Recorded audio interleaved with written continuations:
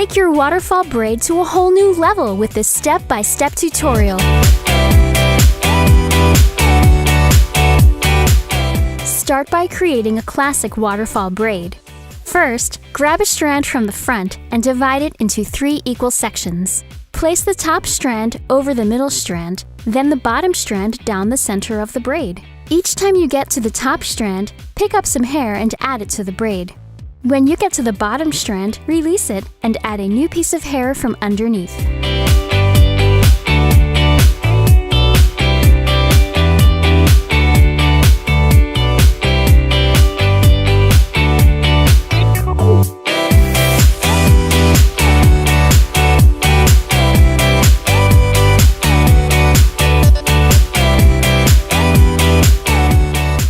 Repeat at least 5 times and secure the braid with a hair clip.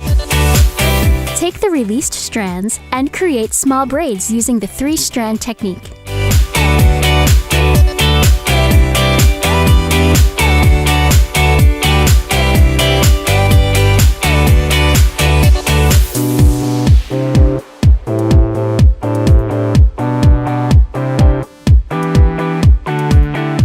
Remove the hair clip and start a simple 3-strand braid by also adding the first small braid.